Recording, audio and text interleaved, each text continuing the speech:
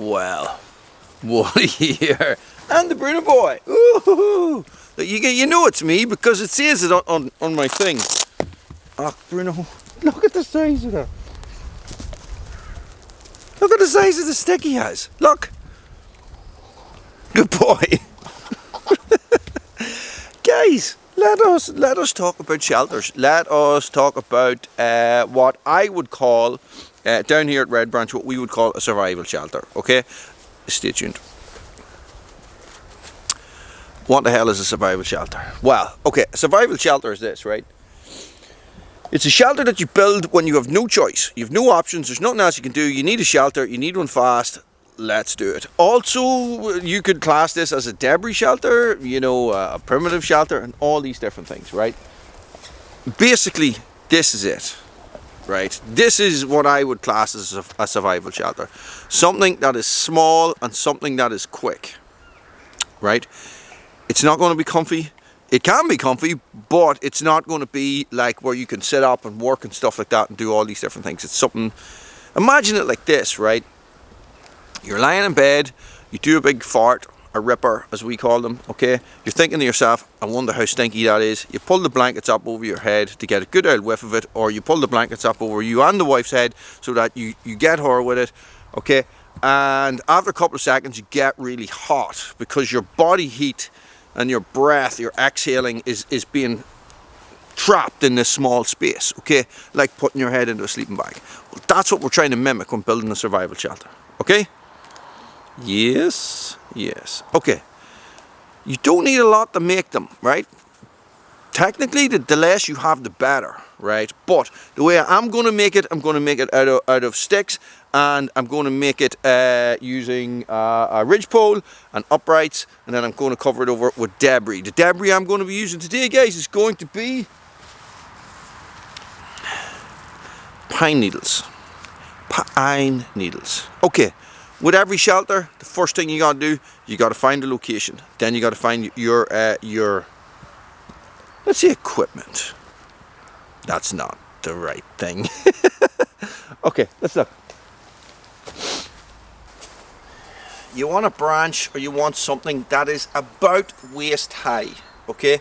And this is what we are going to lean our crossbar on. Okay, the reason being, guys, is that like being in a sleeping bag or in a bivvy bag, guys, you want that to be as close to your head as possible, exactly like being in a coffin.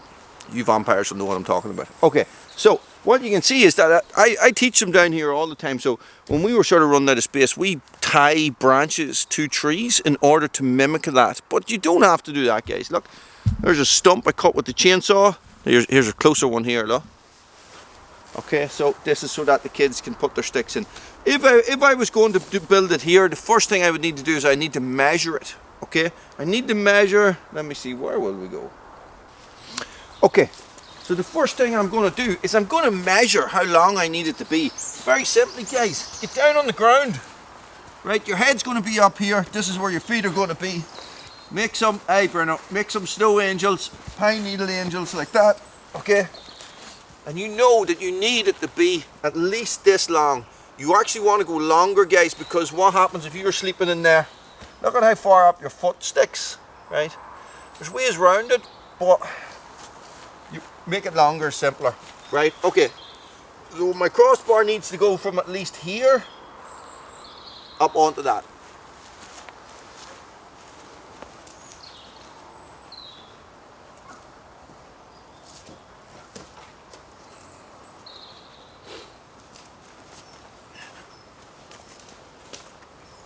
There we go. Okay, so the idea is that we are creating a space for us to get into, right? So I will be in underneath this, like this, okay? And the shelter will be built around me like this. So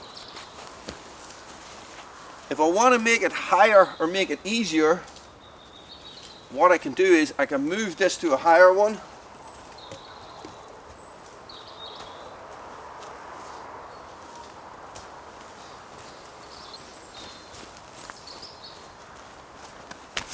Take a stump and prop it up, okay?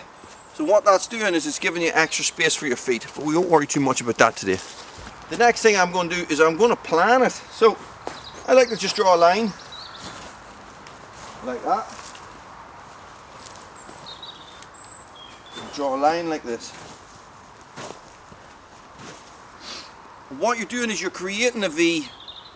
The idea is that this is going to give you a guideline so that when you put your uprights on, they're going to go from this line to this, to your crossbar, guys. And the reason why we keep them on the line is when it comes to cover it over with debris, if they are staggered like this, so one stick is lower than the other, it means that you have to fill this up before you get to this level and then cover it up more. So if we keep them in a line, along our line, guys, it's much easier, right? So sticks. Now I have everything pre-cut here because I teach groups this all the time, okay? But what you're looking to do is you're looking to find sticks, and this is the simplicity out of it. This is how it's brilliant, why it's brilliant. You're looking sticks that go from here to here, the whole way along, right? So this is the only big stick you need.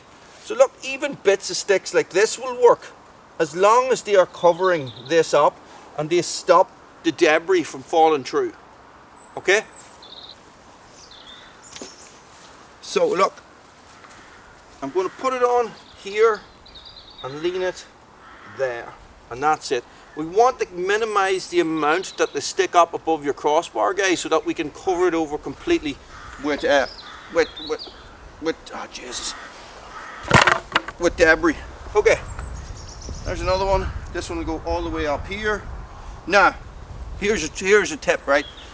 Don't put them straight up, because what will happen is if you have them like this, guys, is that when you get a couple on, one will slide and it will hit everything. So lean everything a little bit towards the top, okay?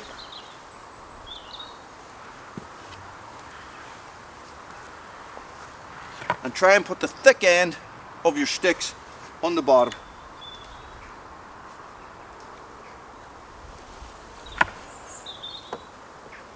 Now, the same as the other shelter, guys, they don't need to be touching each other, right? The sticks, that is. They don't need to be touching each other, right? But you know, a couple of fingers width is fine, right? Because it doesn't matter if the debris falls through.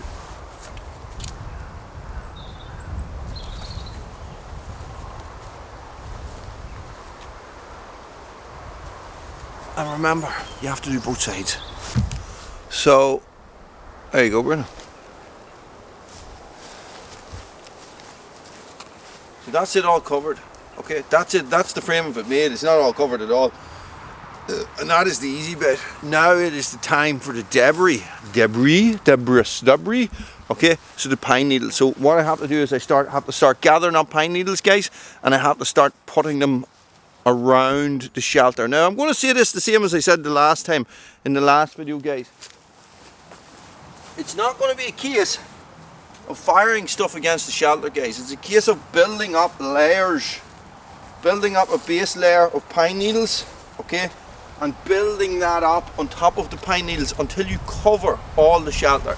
Does that make sense? Okay. Yes, well, that makes sense. Oh, thanks, guys. Yeah, and this is the hard part, okay? And it is a good thing that I have brought along with me this, guys. This is from Magic Mind. This is a mental performance shot. Okay, check this out. You know the way I'm all about my mental strength, guys, and I'm all about working hard and putting yourself in awkward positions to make yourself mentally stronger and all that jazz. Okay, well, this is a little bit of a helping hand from Magic Mind, and this is called a productivity shot. Okay, this will help you. You know, okay. The idea of mental strength is that you're getting good sleep, you're eating, you have a good diet, you're exercising, you're dealing with your stress and all those different things, guys. And this little thing can help you, okay? It can boost your energy and focus and elevate your mental clarity. Can you believe that? And look at how handy it is. You can throw that in a rucksack and take it with you. No bother, guys. Get a wee shot in the morning or something like that. You know, take 3 of them with you, guys, and design that you take 3 of them through the day to give you that little boost when needed, okay? It contains macayacha, turmeric, lion's mane, vitamin D and C, and loads more, right? And it's January, and Magic Mind want you to prioritize your mental wealth, okay, guys? And there is a 24-hour, or sorry, there is an offer on these and an offer on the 24-hour pack, which has the sleep shots, guys, and it has the focus shots, which are these sleep shots. You take one of them at night, boom, out like a light, okay? And this is the first time that they are offering these in a package, guys, and there'll be a link below for 24% off. What do you think, Bruno? Bruno, you want one? Not for dogs or children. Okay, I like them. They're nice.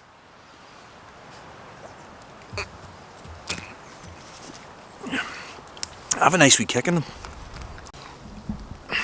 So what I'm going to do, I'm putting my gloves on, is I'm going to start handballing piles of pine needles onto it. Guys, if you have like a coat or a bandana or something that you can lay flat, a rucksack or something like that, guys, you can make this much faster by piling it on, you know, by putting it onto it, taking it over and using that as a tool to help you. I was going to say if you have a tarp, but if you have a tarp you don't need to build one of these, do you?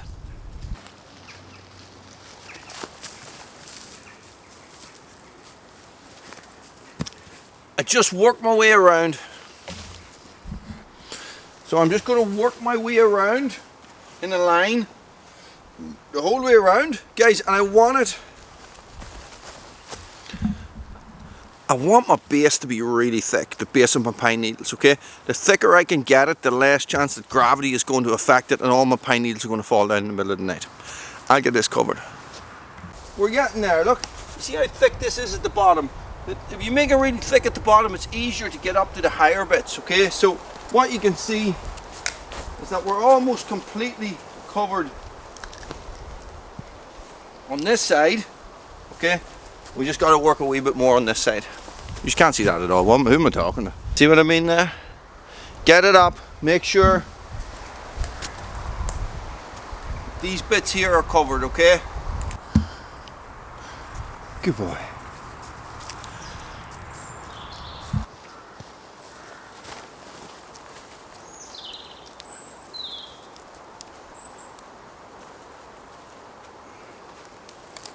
And that is it. That's done. I've already got warm. That is done for now. Okay, so what I would say about a survival shelter, guys, if you are maybe in a situation where you really need one instead of just building one for the crack, you probably shouldn't finish building it until you have to. Okay, and what I mean by that is that you overbuild it, right? Because it is, the better your shelter, the more chance you're going to have of survival. I'm going to turn. People are laughing about my shadows. Okay, so this is the thing. Pine needles are going to fall through, right? Debris is going to fall through. That is fine. Okay, so think about it like this.